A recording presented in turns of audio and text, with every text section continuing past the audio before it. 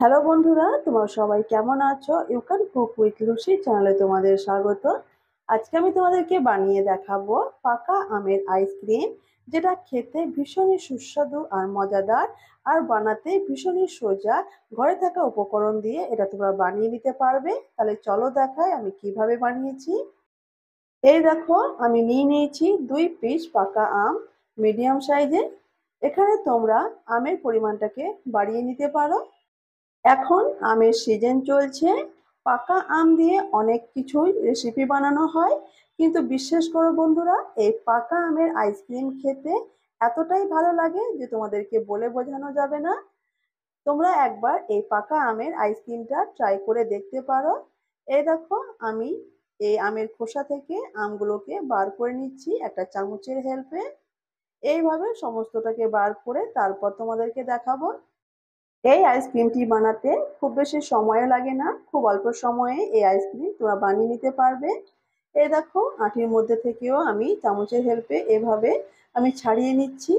একটি আম আমি তোমাদেরকে বানিয়ে দেখালাম কি করে বার করতে হবে, দ্বিতীয় আমটাকে আমি সেম প্রসেসে বার করে নেব।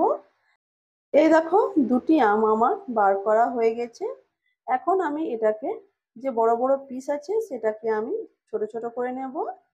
এইভাবে করলে মিক্সার গ্রাইন্ডে এই আমগুলো খুব সুন্দরভাবে গ্রাইন্ড হয়ে যাবে। আমগুলো ছোট করে নেওয়ার পরে এখন আমি একটা মিক্সারের বড় জার নিয়েছি।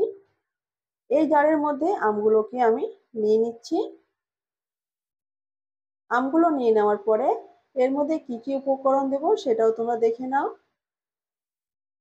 নিয়ে নিয়েছি 1 কাপ ঠান্ডা দুধ, ফ্রিজে রাখা দুধ এখানে আমি ইউজ করেছি। আর 1/4 কাপ দুধ দিয়েছি। এখানে টোটাল 1 কাপ আর 1/4 কাপ দুধ আমি ইউজ করেছি। আর দিয়ে দিচ্ছি 1/2 কাপ চিনি। এখানে যে চিনির পরিমাণটা আছে একদম পারফেক্ট আছে। আর দিয়ে দিচ্ছি 1 চুটকি লবণ। এই লবণটা ইউজ করছি এই কারণে আইসক্রিমটা খেতে আরো বেশি সুস্বাদু লাগবে। এখন আমি এটাকে গ্রাইন্ড করে নেওয়ার পরে তোমাদেরকে দেখাবো। এ দেখো বন্ধুরা, আমি তোমাদেরকে দেখাচ্ছি কত সুন্দর এই আমের মিক্সচারটা তৈরি হয়ে গেছে। এ দেখো, এই পর্যায়ে তোমরা আইসক্রিমে মোল্ডে ঢেলে দিয়েও আইসক্রিম বানিয়ে নিতে পারো, কিন্তু আমি এই আইসক্রিমটাকে আরো ক্রিমি বানাবো, তাই আরেকটা প্রসেস আছে, সেটা তোমরা দেখো কিভাবে ক্রিমি আইসক্রিম বানাতে হবে। এখন আমি দুধ আর আমের মিশ্রণটাকে ছেঁকে নিচ্ছি। এতে আমের যে আঁশটা আছে সেটা ছাকনার মধ্যে ছাঁকা হয়ে যাবে। আইসক্রিম খাওয়ার সময় কোনো অসুবিধে ফিল হবে না। এই দেখো কতটা আঁশ আমার থেকে গেছে। এখন আমি এটাকে ক্রিমি আর সফট বানাবার জন্য যে পদ্ধতিটা এখন তোমাদেরকে দেখাবো সেটা তোমরা দেখো একটু ফলো করে। এই দেখো, একটা কড়াই আমি ওভেনের মধ্যে চাপিয়ে দিয়েছি। এখন আমের যে পিউরিগুলো ছিল সেটা কড়াইয়ের মধ্যে আমি নিয়ে নিলাম। এখন এভাবে আমি কিছুক্ষণ নাড়াচাড়া করব। এখন আঁচটা আমার মিডিয়াম আছে, কিন্তু আমি একটু পাওয়ারটা বাড়িয়ে দিচ্ছি। যতক্ষণ না ফুটে উঠবে না ততক্ষণ এর মধ্যে আমি কিছু দেব না। তোমাদেরকে দেখাচ্ছি, দেখো বন্ধুরা, এই দেখো তোমাদেরকে আঙুল দিয়ে দেখাচ্ছি, দেখো একটু ফলো করলে তোমরা বুঝতে পারবে আমার আমের যে মিশ্রণটা আছে সেটা কিন্তু একটু ফুটে উঠেছে। এই মুহূর্তে আমি দিয়ে দিব 1 চামচ কর্নফ্লোরের সঙ্গে 1/2 কাপ দুধ আগে থেকে মিক্স করে রেখেছিলাম, সেটাকে এখন আমি দিয়ে দিচ্ছি।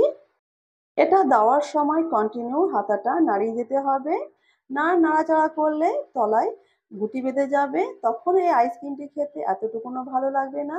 এখন এর মধ্যে আমি অ্যাড করব ফুড কালার।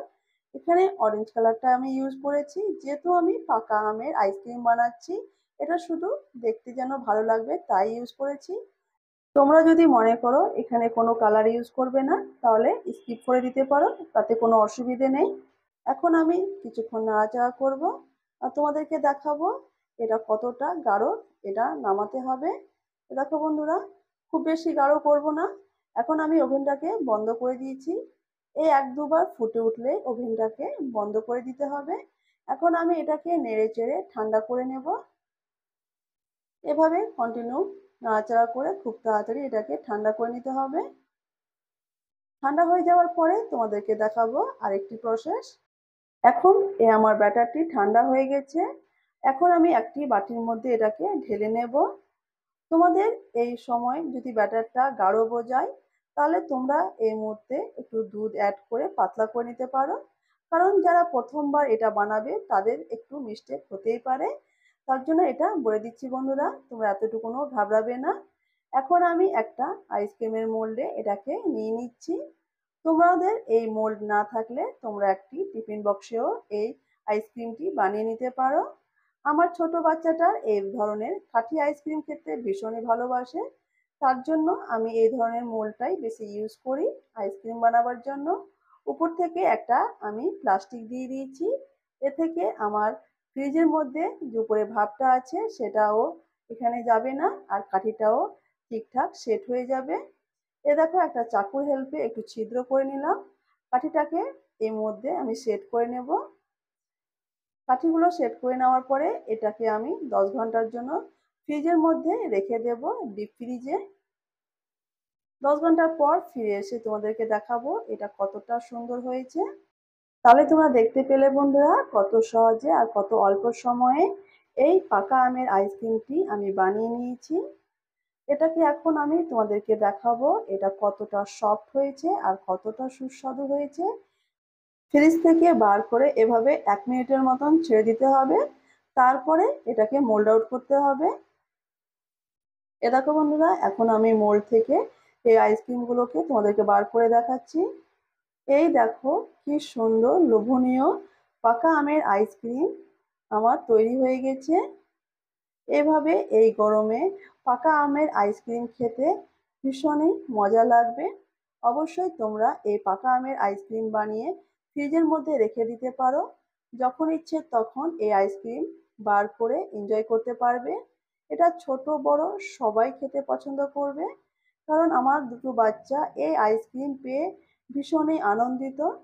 আইসক্রিম তো সবসময় ভালো লাগে, সব ধরনের আইসক্রিম আমরা খেয়ে থাকি, কিন্তু এই গরমে পাকা আমের আইসক্রিম খেতে কতটা যে ভালো লাগে আর কতটা যে তৃপ্তি পায় সেটা তোমাদেরকে বলে বোঝানো যাবে না। একবার আমার রেসিপি ফলো করে বানিয়ে দেখো, তবে গিয়ে বুঝতে পারবে এটা কতটা সুস্বাদু আর কতটা মজাদার। এ দেখো বন্ধুরা, এখন আমি তোমাদেরকে খেয়ে বলছি। বিশ্বাস করো বন্ধুরা, এটা মুখে দেওয়া মাত্রই মুখের মধ্যে একদমই ঘুলে যাচ্ছে। এটা এতটাই নরম, এতটাই ক্রিমি হয়েছে। ঘরে থাকা উপকরণ দিয়ে আমি কত সুন্দর আইসক্রিম বানিয়ে নিলাম। এই আইসক্রিম বানাবার জন্য আমার মালাই বা হুইপিং ক্রিমের কোনো প্রয়োজনই পড়েনি। তোমরাও এই ধরনের আইসক্রিম বানিয়ে দেখতে পারো। আমার রেসিপি ফলো করে যদি বানাও তোমাদেরও এতটাই সুন্দর হবে যতটা আমার সুন্দর হয়েছে। আমার এই ভিডিওটি তোমাদের ভালো লেগে থাকলে অবশ্যই ভিডিওকে লাইক আর চ্যানেলকে সাবস্ক্রাইব করবে আর সবাইকে শেয়ার করবে। নতুন ভিডিওতে তোমাদের সঙ্গে আবার দেখা হবে। ততক্ষণের জন্য ভালো থেকো, সুস্থ থেকো আর সুন্দর থেকো, আর আমার পাশে থেকো। বাই বাই বন্ধুরা।